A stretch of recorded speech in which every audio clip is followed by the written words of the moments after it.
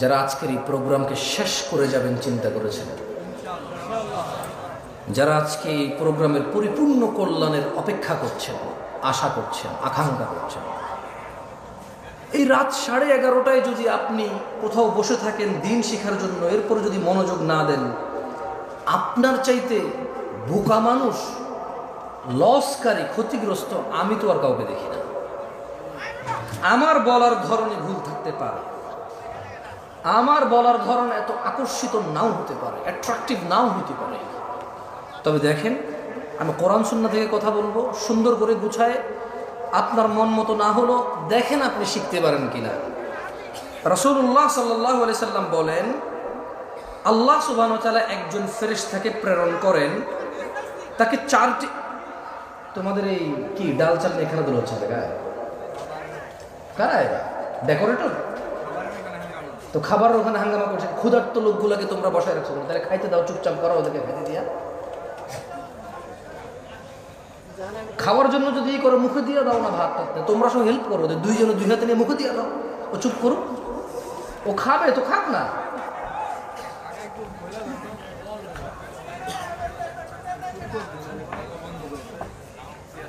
এভাবে তো ভাই কথা বলা যাবে। তোমরা হয় খাওয়াও, নাইলে মানুষকে বসো, আর খাওয়ালে চুপচাপ করে খাওয়াও, যে বলো যে চিল্লাবে তার নাই, বলে দাও।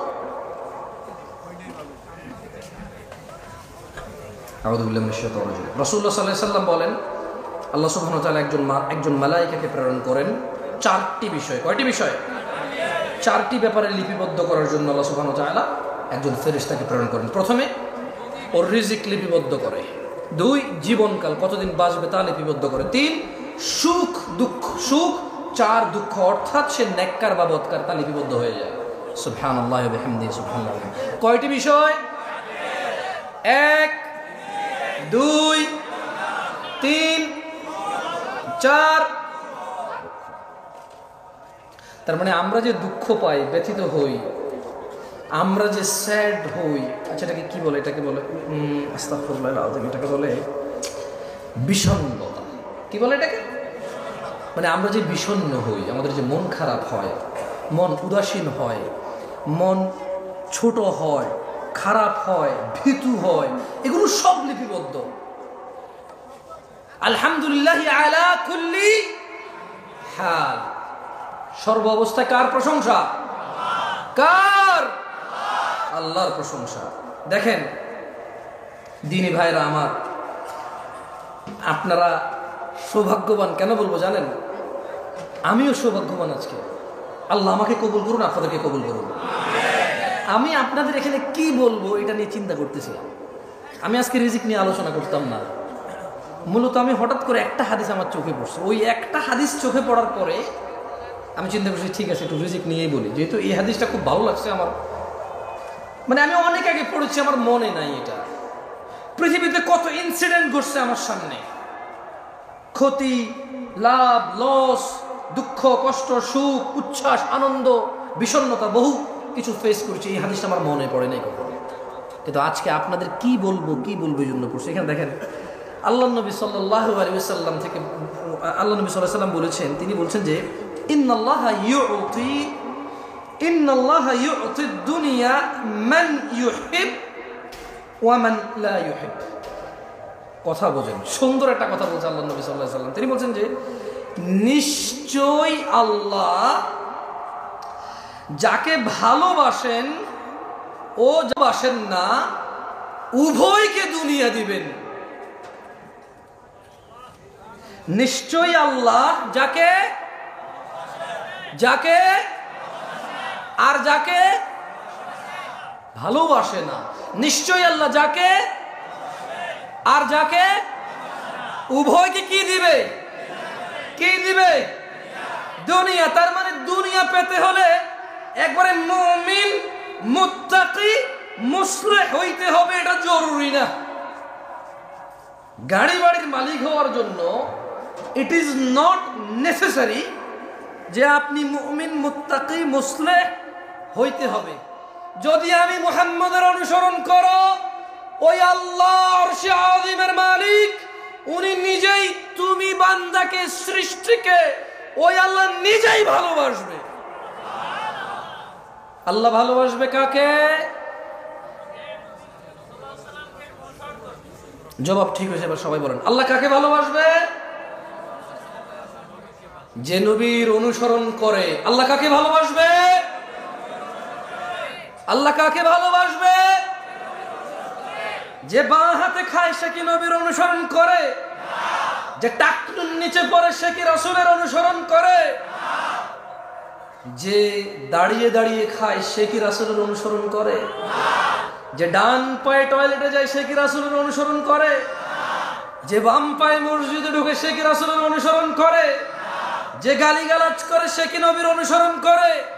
যে হারামখোর সে কি নবীর অনুসরণ করে? যে জিনাকারী সে কি নবীর অনুসরণ করে? যে দ্বীনের মধ্যে নেকির আশায় নতুন নতুন সুন্দর সুন্দর ভালো ভালো কাজ করে ইবাদত বলে চালিয়ে দেয়, অথচ নবী বলেনি, সে কি নবীর অনুসরণ করে? তাহলে কে নবীর অনুসরণ করে? কুল্লু উম্মতি ইয়াদখুলুনাল জান্নাহ। ইয়া নাস, মানুষ, তিনি সাল্লাল্লাহু আলাইহি ওয়াসাল্লাম বলেছে, কুল্লু উম্মতি ইয়াদখুলুনাল জান্নাহ, আমার উম্মতের সবাই জান্নাতে যাবে। সুবহানাল্লাহ। ইল্লা মান আবা, আবা জান্নাতে যাবে না। সাহাবারা বললেন, ইয়া রাসূলুল্লাহ সাল্লাল্লাহু আলাইহি ওয়াসাল্লাম, ওয়ামান ইয়াবা ইয়া রাসূলুল্লাহ সাল্লাল্লাহু আলাইহি ওয়াসাল্লাম, ইয়া রাসূলুল্লাহ কে আবা? তিনি সাল্লাল্লাহু আলাইহি ওয়াসাল্লাম বললেন, মান আতাআনি, যে আমি মুস্তাফার অনুসরণ করে,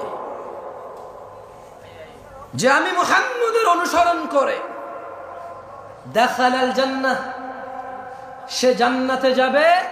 ওয়ামান আসানি, যে আমাকে অনুসরণ করে না, প্রত্যাখ্যান করে, যে আমাকে মেনে নেয় না, আমার মতো করে না, সে হচ্ছে আবা। ওয়ামান আসা ফাহুয়া আবা, যে আমার অনুসরণ করে না। আচ্ছা, দাড়ি যে কাটছেন কার অনুসরণ বলতে পারেন? হ্যাঁ, দাড়ি কাটা কার অনুসরণ? ওই যে ছেলে ছিঁড়া প্যান্ট পরে আসছে কার অনুসরণ? এই যে এখানে ছেলে এখান দিয়ে চুল এমনি কাটছে কার অনুসরণ? এই যে ছেলে 7 number 8 number 10 number 11 number jersey ছাড়া পরবে না, কার অনুসরণ? এই যে 10-12টা মানুষ একটা কিছু একটা নিয়ে ঘুরলো, কিছু একটা করলো, 11 কোটি 12 কোটি মানুষ টিভিতে মাঠে ঘাটে বসে বসে দেখে, কার অনুসরণ? এই যে ক্যামেরাম্যান সারাদিন ওয়াজ রেকর্ড করে, আল্লাহর 30 দিন ওয়াজ রেকর্ড করে, কোথাও না কোথাও টাকুর নিচে প্যান্ট পরে দাড়ি কটে, কি জন্য ওয়াজ রেকর্ড করে বলেন তো একটু? আস্তাগফিরুল্লাহ। আপনি কি আল্লাহ, আপনি কি অন্তর জানেন? থাক, বললাম না ভাই, ওরাই জানে কি জন্য। কারণ ওরা যা ওয়াজ শুনে পরে বলবে যে আপনি কিভাবে জানেন আমি মুনাফিক? আপনি নিজেই মুনাফিক, আমাকে মুনাফিক বলা কেন? কারণ ও বলবে দরকার কিন্তু কিছু বলো, ভাই ডোন্ট টেক এনি রিস্ক, ওকে? আর আসলে কাউকে তো মানে ছেলেগুলোর সামনে আছে, ওদের কিভাবে তো লজ্জা দেওয়া উচিত না। মানে হ্যাঁ, তোমার কি উচিত হয়েছে এখন আমার সাথে কানেক্ট হওয়া? বলো, আমি তো মাহফিল করতেছি ওদের সাথে, তোমার সাথে আমি ম্যান টু ম্যান কানেক্ট হলে আমার বিষয়ের কী হবে? বলো, তোমার তো উচিত হয় না ভাইয়ের সাথে এখন কানেক্ট হওয়া ম্যান টু ম্যান। তুমি মাহফিল শেষে বলো কোনো আপত্তি থাকলে, এটা ঠিক না, বক্তব্য বিগড়ে যায়। এই যে ছেলেগুলো লাইভ করে, রেকর্ড করে, এডিট করে, থাম্বনেইল দেয়, এরপর এটা ছাড়ে, এই দেখুন জামশেদ মজুমদার কাঁদিয়ে দিলেন সবাইকে, হুদা এরকম চোখের পানি এরকম লাগাই দেয় ছবি। আমি এরপরে ওয়েট এরপর আমি নিজের ওয়াজে নিজে ক্লিক করে দিয়েছি, আমি তো কান্দি নেই, কেউ কান্দে নাই। এরপরে লিখলো যে এরকম বক্তব্য জীবনও শোনেন নাই। আমি ক্লিক করলাম, আমি কইটা তো আমি কইছি, ঠিক আছে, আমি জীবনে বহুতবার শুনছি এই বিষয়ে আলোচনা, কে কইছি শুনিনি এরকম বক্তব্য। যদি খালি আমি এখানে বলি যে আমি এই সিজনের জন্য এটা শেষ ওয়াজ, হয়তো না টাইটেল দেবে কি জামশেদ মজুমদার তার শেষ মুহূর্তে কি বললেন, মনে হয় আমি মারা গেছি। এরপরে to just have a click, okay, একটা ক্লিক পাওয়ার জন্য, নাথিং এলস, কিচ্ছু না। সো আয়োজন করে মাহফিলের, রেকর্ড করে মাহফিলের, লেকচার করে মাহফিলে, শ্রোতা শুনে মাহফিল, দিন শেষে কারোই কোনো পরিবর্তন নেই। ঠিক বলার খুব শখ না, আমি কয়েকবার বলি ঠিক কিনা বলেন, তারপর আর বলি না, কেমন? আমি পার্সোনালি পছন্দ করি না ঠিক ঠিক আপনি বলবেন, আপনি না বললেও তো ঠিক। আমি কি ভুল ধরেন আমি কি এটা ভুল মনে করে কইতেছি? আমি তো ঠিক মনে করে কইতেছি। ঠিক কিনা? ঠিক কিনা? ঠিক কিনা? হয়েছে তো? আর ঠিক বলিয়েন না, কেমন? বেশ কয়েকবার বলা দিয়েছি না, আর বলার দরকার নেই ঠিক, কারণ আপনাদের মুখ তো নড়ানো লাগে, ঠিক না? এখনো বাকি আছে আরো ঠিক বলার। আচ্ছা, এবার আসেন তো, মায়ের পেটে কয়টি জিনিস লেখা হয়? 1 নাম্বার, 2 নাম্বার হায়াত, জীবনকাল। কি কাল? জীবনকাল। তারপরে হচ্ছে 3 নাম্বার, 4 নাম্বার আল্লাহ দুনিয়া কাকে কাকে দিবে? সবাই বলতে কি বেশি হয়ে যাবে? তাহলে আমি আরো সুন্দর করে প্রশ্ন করি। আল্লাহ দুনিয়া দিবে যাকে, আর যাকে ওকে। ঈমান দিবে কাকে? ঈমান দিবে কাকে? ঈমান কে দেয়? আল্লাহর ভালোবাসা পাবে কে? মাশাআল্লাহ, মাশাআল্লাহ, মুমতাজ। এটা হলো সুলতান। ওস্তাদ বক্তব্য মুখস্থ হয়ে গেছে ওদের, এখন পর্যন্ত যা যা বলছে ওদের কিন্তু মুখস্থ হয়ে গেছে, মানে হুকুম মুখস্থ হয়ে গেছে। হাদিস মুখস্থ না হলে হুকুম কি হয়েছে? এটাই দরকার আমাদের। আমরা চাই আমরা কথা বলবো, আপনি যদি হাদিস এবং কোরআনের আয়াত মুখস্থ না করতে পারেন, কিন্তু যা বলেছি ওটার হুকুম আপনি মুখস্থ করবেন। ওভারব্রিজ আছে কর্নেলহাট বা ছোট্ট একটা বাজার, ওভারব্রিজ। মজার ঘটনা বলতেছি, তোমরা শোনো। আমি বাংলাদেশে নতুন, তো এখন এক ছেলেকে দেখি যে পলিথিনের ভিতরে জুতার যে আঠা ঘাম আছে না, ওই জুতার ঘাম পলিথিনের ভিতরে। এখন সে কি করছে, আমি যখন ওভারব্রিজটা পার হচ্ছিলাম, সে ওভারব্রিজের উপরে শুয়ে আছে, আর পলিথিনটা টান দিয়ে পলিথিনটা ছোট হয়ে যায়, আবার সেটা ফুলা, আর সে এমন করতেছে। আচ্ছা, মজার কথা বলি, ছেলেটা এত বড়, আমার মনে হয় তার বয়স 10 থেকে 15 বছরের ভিতরে হবে, যদি সে গ্রোথ ভালো না হয়। আর যদি তার গ্রোথ ভালো হয় তাহলে 8 থেকে 12 বছর। কত বছর? 8 থেকে 12 বছর একটা ছেলে। আমার তো ভাই সৌদি আরব থেকে আসছি নতুন নতুন, বুঝেন না, মন মানসিকতা একদম নরম তাজা, কিছু জানি না তো বাংলাদেশের। আমি তো শ্বশুর বাড়িতে ফল ফ্রুট নিয়ে যাওয়ার চিন্তা, টাকা পয়সা যা টুকটাক ছিল। এখন আমি রাস্তার এই পাশে নামছি, তো ওই পাশে হলো ফল দোকান, ওভারব্রিজ আছে। আমি এর সাথে বসছি, বসার পরে আমি ওরা জাগাচ্ছি, এই ছোট ভাই ওঠো ওঠো ভাই। যে মানুষ হেঁটে যাচ্ছে, আসতেছে, যাচ্ছে, কেউ কোনো ওর দিকে ভ্রুক্ষেপ করতেছে না, আমি বসে আছি ওর সাথে। আমি বলছি, পরে দেখলাম যে পলিথিনে ঘাম, সে এরকম খাচ্ছে, সে তো গ্রাম নিচ্ছে, আমি তো ভাবছি সে খাচ্ছে। আমি ভাবছি কি, আপনি বিলিভ করবেন না, আজকে আমি হাসতেছি, ওই দিন আমি ওখানে বসে কান্না করতেছিলাম। আমার মন এত খারাপ হয়েছে যে, কি এত গরিব দেশ আমরা, এই ছেলে ঘাম খাচ্ছে কেন?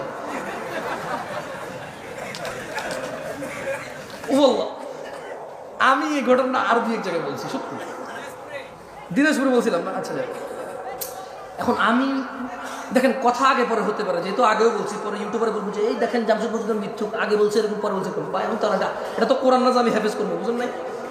কথা আগে পরে হইতে পারে। তো আমি বললাম যে, হারি আমরা এত গরিব, সুবহানাল্লাহ, এই ছেলে ঘাম খাচ্ছে কেন? আল্লাহ, আমি করছি কি, ফল ফ্রুট শ্বশুর বাড়িতে যাওয়ার যে টাকা ছিল করে দিয়ে দিছি। পরে আমি তো শ্বশুর বাড়িতে গেলাম, মানে শ্বশুর বাসায় গেলাম, যে কথাবার্তা হলো। পরে আমি শেয়ার করলাম একজনকে, সে বললো যে আরে এটা তুমি নেশা করতেছিল। কি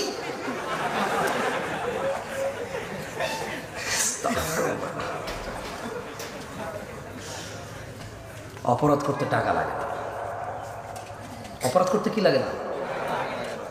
টাকা লাগে না। মানুষ অপরাধ করেই তো টাকার জন্য। যদি অপরাধ করতে টাকা লাগতো, তাহলে টাকা থাকার পরে অপরাধ করতে পারতো, কিন্তু সে অপরাধ করেই তো টাকার জন্য।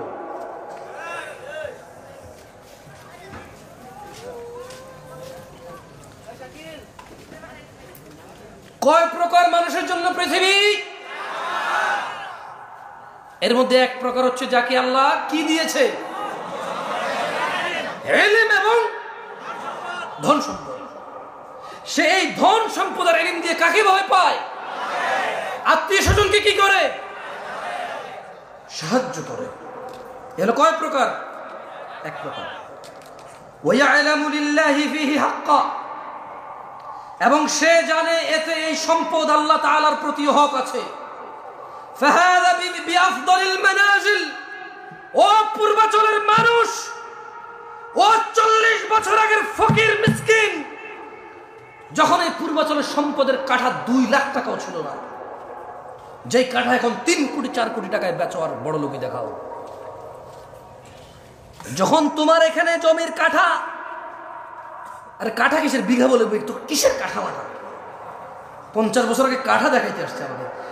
কে 50 বছর আগে কাঠা জমি বিক্রি করছে, কাঠা জমি কিনছে কে? কোন এমন ফকিন্নি লোক ছিল যে কাঠায় জমি কিনছে? কোন এমন বড় লোক ছিল যে এক কাঠা বিক্রি করবো ভাই, বেশি বিক্রি করবো না? বিঘা বিঘা কি নিয়ে কথা হয়েছিল? আরে ও পূর্বাচলের ফকির দরিদ্ররা 50 বছর আগে, তোমাদের বাপ দাদাদের এত সম্পদ ছিল না। যারা আমরা গ্রামে ছিলাম তাদের যতটুকু ছিল, 400 বিঘা 500 বিঘা গ্রাম অঞ্চলের মানুষের ছিল। 200 মন 400 মন ধান হয়তো গ্রাম অঞ্চলের ধনী মানুষদের। তোমাদের এখানে কে এমন ধনী যার 100 বছর আগে এরকম 1000 মন ধান হয়েছে? তুমি দিনাজপুর যাও, এমন সম্ভ্রান্ত পরিবার বাবা, 60 বছর আগে 70 বছর আগে ওর বাপ দাদারা এক ছিল, 800 মন 1000 মন ধান হইতো ওদের নিজেদের। কি ওষুধ নাই? চাপাইতে নাই, রাজশাহী নাই এরকম ধনী। আমি চাঁপাইনবাবগঞ্জে গিয়েছি কিছুদিন আগে, একজনের শুনেছি ওর কত 80 বিঘা জমি এখনো আছে বরেন্দ্র এলাকায়। কোথায়? বরেন্দ্র এলাকায় 80 বিঘা জমি আছে। এই জমির দাম যদি 4 কোটি টাকা না হইতো, যদি এটা ধান আর গমের জন্য হইতো, একবার ভাবো কতটুকু ছিল তোমার। এই 1 কাঠা 2 কাঠা 5 কাঠা জমিতে কতটুক ধান আর গম পাইতা? এর রিজিক কে দিয়েছে? জেনে রাখো, তিনি সাল্লাল্লাহু আলাইহি সাল্লাম বলছেন, আল্লাহ একজনকে সম্পদ দেয় এবং ইলম দেয়। সে সম্পদ দিয়ে আল্লাহকে রিজিক দিয়ে এবং ইলম দিয়ে সে আল্লাহকে ভয় করে, আত্মীয়তার সে কি করে? সাহায্য করে। এবং সে এটাও জানে তার এই সম্পদে আল্লাহর হক আছে। কার? আল্লাহর হক আছে। এবং নবী সাল্লাল্লাহু আলাইহি সাল্লাম বললেন, ফাহাদা বিআফদালিল মানাজিল, এই পৃথিবীতে যত সম্পদশালী আছে, এই পৃথিবীতে যত জ্ঞানী গুণী আছে, সবচাইতে উন্নত উচ্চ মর্যাদা আল্লাহর কাছে যে সম্পদশালী এবং জ্ঞানী মানুষ আল্লাহকে ভয় করে, আত্মীয়তার সাহায্য করে, এবং যে জানে এবং মানে যে আমার সম্পদে কার হক আছে? আল্লাহর। আল্লাহ নবী সাল্লাল্লাহু আলাইহি সাল্লাম বললেন, এই ব্যক্তি হচ্ছে সর্বোচ্চ মর্যাদাপূর্ণ। তাহলে এখন প্রশ্ন প্রশ্ন প্রশ্ন আলেমদের কি হবে? জামশেদ ভাই, আলেমরা যারা বক্তব্য দেয়, মাহফিল করে, আচ্ছা এখন তো অনেকে বক্তা, যেমন আমি কোনো আলেম না, আমি হচ্ছে বক্তা। আমি কি বক্তা? এটা হচ্ছে বাস্তব, মানে এটা হচ্ছে সমাজের রাশ রিয়েলিটি। কেউ মেনে নিতে চাচ্ছে না আমাকে অ্যাজ বক্তা হিসেবে। শেখ, উস্তাজ, যারা হুজুর মানে শেখ বোঝে, তারা হুজুর। লা হাওলা ওয়ালা কুওয়াতা ইল্লা বিল্লাহ। ইখওয়ান, কি হয়েছে আপনাদের? ধ্বংস হয়ে যাবেন, ধ্বংস হয়ে যাবেন। আমি জামশেদ মজুমদার, আপনার কোনো প্রবলেম হলে ফতোয়া দেওয়ার ক্ষমতা জ্ঞান রাখি না, আসলে রাখি না। সূক্ষ্ম কোনো জ্ঞান নাই আমার কাছে। এটা আমি আল্লাহর কাছে দোয়া করি, আল্লাহ আমাকে ওই জ্ঞান দান করুক এবং চেষ্টার তৌফিক দান করুন, সর্বোচ্চ সহজ করে দিন আল্লাহ তাআলা আমার জন্য। আমি এটা আল্লাহর কাছে চাই। তবে এখন পর্যন্ত আমি পারবো না আপনাকে কোনো ফতোয়া মাসলা মাসাইল দিয়ে সমাধান করতে। আলেম পারবে। কে পারবে? আল্লাহ আমাদেরকে বুঝার তৌফিক দান করুন। কয় প্রকার মানুষের জন্য পৃথিবী? এর মধ্যে এক প্রকারের কাছে আল্লাহ কি দেয়? সম্পদ এবং জ্ঞান দেয়। সেই সম্পদের জ্ঞান দিয়ে কি করে? অমুক অমুক অমুক অমুক ব্যক্তির মতো ভালো কাজগুলো করতাম, মসজিদ বানাতাম, মাদ্রাসা বানাতাম, ইয়েতিমখানা বানাতাম, ব্রিজ কালভার্ট বানাতাম, দরিদ্রদের সাহায্য করতাম, মন খুলে দান করতাম, দারিদ্রতা মোচনে অংশগ্রহণ করতাম। এটা হচ্ছে তার সৎ নিয়ত। এটা তার কি নিয়ত? এটা হচ্ছে তার কি নিয়ত? সৎ নিয়ত। মনোযোগ দিয়ে কথা বোঝার চেষ্টা করো।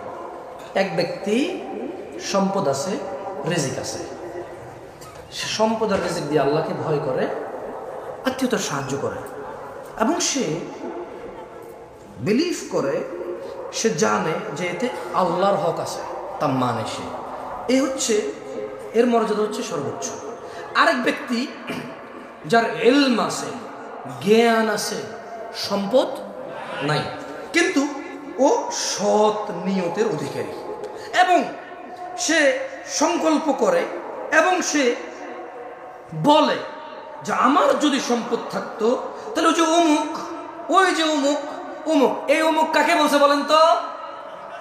যার ধন সম্পদ আর রিজিক আছে, সরি, যার ইলম আর রিজিক আছে, ওই অমুকটাকে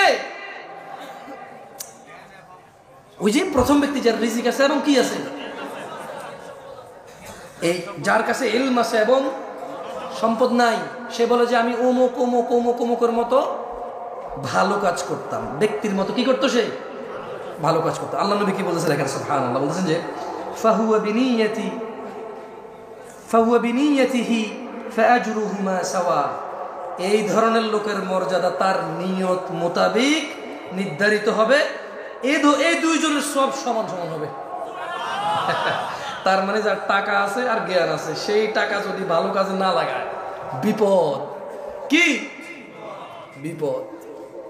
কিন্তু যার ইলম আছে, টাকা নাই, সৎ নিয়তের অধিকারী, আর মনে মনে সংকল্প করে টাকা থাকলে মসজিদ বানাইতে পারতাম, এটা সুন্দর, এখানে ওযুখানাটা করে দিতাম, আমার কাছে টাকা থাকলে বেটা এসি লাগাইতাম, বেটা আমার কাছে টাকা থাকলে 5 তলা করে দিতাম, মানুষজন নামাজের জায়গা নেই, আরে অমুক মাদ্রাসায় ইতিমরা পড়ে, ভালো খাওয়া দাওয়া খাইতে পারে না, এই শীতকালে ওদের এই টিনের ফাঁকে দিয়ে বাতাস ঢোকে, জানালাতে থাই গ্লাস লাগানো নাই, আমার কাছে টাকা থাকলে থাই গ্লাস টাকা দিতাম, ইতিমগুলো সুন্দর করে থাকতো, অমুক, সেগুলো ভাবে, এগুলো সে কি করে?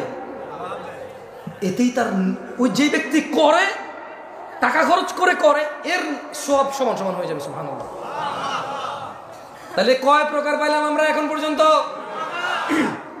পৃথিবী কয় প্রকার মানুষের জন্য? এক প্রকার মানুষের কি আছে? সম্পদ, এবং সেই সম্পদ ইলম দিয়ে কি করে? এবং কার হক আছে? মানে এই ব্যক্তির মর্যাদাতেই কতটুকু? আরেক ব্যক্তির কি আছে? শুধু কি নাই? তার সৎ নিয়ত থাকার কারণে তার সব কার মতো হবে? এখনো কি দরিদ্রতার কারণে আফসোস হয়? জেবে টাকা নাই আফসোস হয়? আর এটা সৎ নিয়তের দরকার, আর ইলম অর্জন করার দরকার। কি অর্জন করার দরকার? ইলম অর্জন করার দরকার। এবার আসেন,